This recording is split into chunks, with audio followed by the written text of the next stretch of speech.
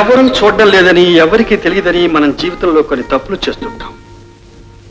వాటిని తేలిగ్గా తీసేస్తాం. కానీ మనం చేసే ప్రతి తప్పుని అనుక్షణం గమనిస్తూనే ఉంటుంది దైవం అనే ఒక శక్తి. అంతేకాదు, ఏదో ఒక రోజున శిక్ష అనుభవించేట్టు కూడా చేస్తుంది.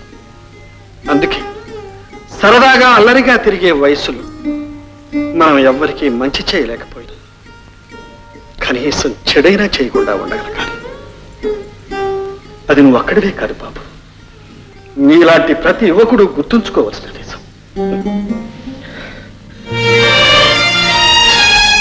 ఇది.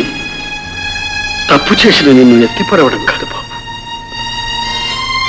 తప్పు తెలుసుకుని నరకయాత్ర పడుతున్న నిన్ను చూసి బాధపడ్డాం. అయినా ఈ బాధలన్నిటికీ మనం తట్టుకోవాలి, తట్టుకుని నిలబడాలి. అదే బాబు జీవితం. God bless you.